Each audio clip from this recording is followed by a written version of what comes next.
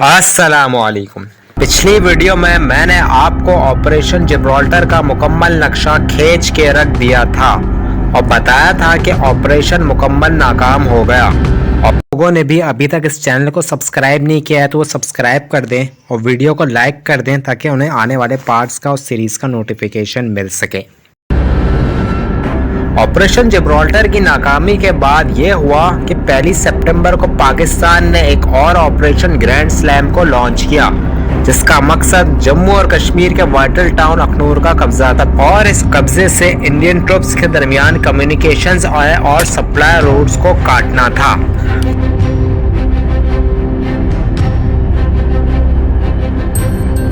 दोपहर के 3:30 पर 1965 को पूरे चम के एरिया शदीद मिलिट्री बम्बारमेंट की जद में आ गया था। पाकिस्तान ने यह हमला बेशुमार फौजी और टेक्निकल सुपीरियर टैंक से किया, जिससे इंडियन आर्मी के हेडक्वार्टर सरप्राइज हो गए और इस हमले में पाकिस्तान ने इंडियन फोर्सेस पर बढ़तरी हासिल कर ली, जो इस हमले के बारे में बेखबर थी और उन्हें इस हमले से काफ़ी ज़्यादा नुकसान हुआ। इसके जवाब में भारत ने अपनी फोर्स को मैदान में उतारा ताकि पाकिस्तानी हमले का जवाब दे सके। अगले ही दिन पाकिस्तान ने अपनी एयरफोर्स से रिटेलिएट किया और अटैक किया इंडियन एयरफोर्स पर पंजाब और कश्मीर में। भारत का यह फैसला था कि पाकिस्तान के ऊपर हमला पंजाब से भी किया जाए ताकि पाकिस्तान आर्मी अपने फौजियों को कश्मीर से पंजाब की तरफ मुंतकिल करे और इसी वजह से ऑपरेशन ग्रैंड स्लैम नाकाम हुआ, क्योंकि इस एंगेजमेंट से पाकिस्तान अखनूर पर कब्जा करने में नाकाम हो गया।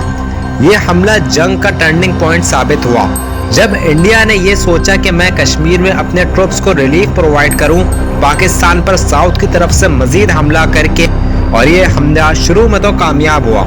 इसी दौरान एक और एरिया जो कि स्ट्रेटेजिकली इम्पोर्टेंस रखता था वो कारगिल का था।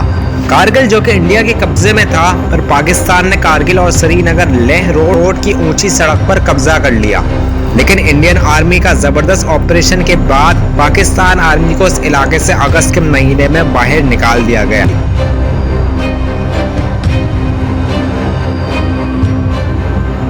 इंडिया ने पाकिस्तान का इंटरनेशनल बॉर्डर को 6 सितंबर को क्रॉस कर लिया।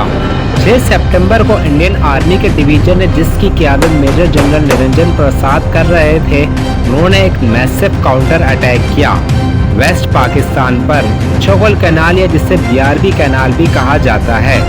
पहली बार तो उस डिवीजन पर हमला कर दिया गया पाकिस्तान आर्मी की तरफ से और वो अपनी गाड़ी से भागने पर मजबूर हो गए, मगर दूसरी बार वो छोगल कैनाल पर कब्जा करने में कामयाब हो गए, जो लाहौर के बिल्कुल मशरिक में वाक़े गांव बुरकई के करीब है। ये पेशरफ भारत को लाहौर इंटरनेशनल एयरपोर्ट पर ले आई, जिसकी वजह से यूनाइटेड स्टेट्स ने मसनूई सीज फायर की दरख्वास्त की ताकि वो अपने शहरियों को लाहौर से निकाल लाए। पाकिस्तान आर्मी ने नहर पर पुलों को रोक लिया, उनको धमाके से उड़ा दिया जिनको वो रोक नहीं सकी थी, जिससे लाहौर पर भारत को मजीद पेशकदमी को मौसर तरीके से रोक दिया गया। इंडियन रेजिमेंट की एक यूनिट जिसमें 3 जेट थे, उन्होंने भी छोगल कैनाल को क्रॉस कर लिया था और नहर के मगरब की जानिब बाटापुर, जो कि पाकिस्तान के जोलापुर कस्बे पर वाक़ था, उस पर कब्जा कर लिया। इसी दिन एक बख्तरबंद डिवीजन और इन्फेंट्री डिवीजन पर मुश्तमिल एक जवाबी कार्रवाई, जिसमें पाकिस्तान के एयरफोर्स की मदद से इंडियन आर्मी के 15 डिवीजन को अपने नुक्ते आगाज की तरफ से पीछे हटना पड़ा। अगरचे 3 जेटों को एयरफोर्स से कम जानी नुकसान हुआ, ज्यादातर नुकसान गोला बारूद और स्टोर की गाड़ियों से हुआ। इन 3 जेट के कब्जों के बारे में भारत के आला कमांडरों को कोई सही मालूमात नहीं थी और गुमराहकुन मालूमात की वजह से कमांडरों को बाटापुर और दोगराई से गोसल दयाल तक वापस जाने का हुक्म दिया गया। इस इकदाम से तीनों सीओ लेफ्टिनेंट कर्नल देशमुख हैंड को इंतहाई मायूसी हुई।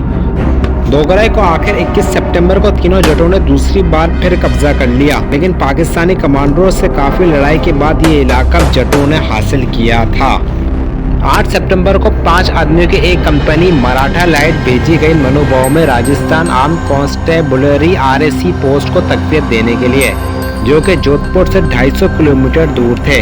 उसका सिर्फ एक मकसद था कि वो पोस्ट को होल्ड करे और पाकिस्तान की बटालियंस को उस पोस्ट पर कब्जा करने से रोक ले। लेकिन मराठा लाइट बामुश्किल 24 घंटे तक पाकिस्तान के हमलों को नाकाम बना सकी।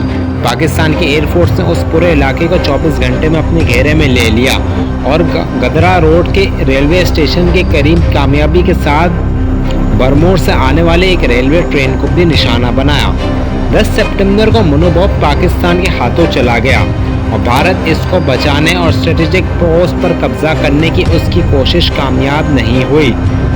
9 सितंबर के बाद के दिनों में दोनों ममालिक की प्रीमियर फॉर्मेशनों को गैर मुसावी लड़ाइयों में शिकस्त दी गई। हिंदुस्तान की पहली आर्म डिवीजन जिसे भारत के फखर का नाम दिया गया, उसने सियालकोट पर हमला किया। डिवीजन ने खुद को 2 हिस्सों में तकसीम किया। पाकिस्तान के 6ठे डिवीजन ने चविंदा में तकरीबन 100 टैंकों को भारी नुकसान पहुंचाया। पाकिस्तान ने अपनी कामयाबी के बाद ऑपरेशन वाइंड अप शुरू किया, जिसने हिंदुस्तानियों को या भारत को पीछे हटने पर मजबूर किया। इसी तरह पाकिस्तान की पहली डिवीजन ने अमृतसर, जो कि भारत पंजाब का एक शहर है, उस पर और दरिया ब्यास के पुल झालन तक कब्जा किया और जारियत को मजीद आगे बढ़ाया।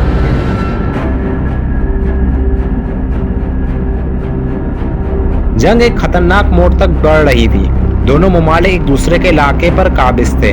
भारत का दावा है कि उसके पास पाकिस्तान के 1920 स्क्वायर किलोमीटर इलाके पर कब्जा था, जबकि पाकिस्तान का दावा है कि उसके पास 1600 किलोमीटर पर कब्जा था और वो 1200 किलोमीटर की जमीन उसने खो दी थी।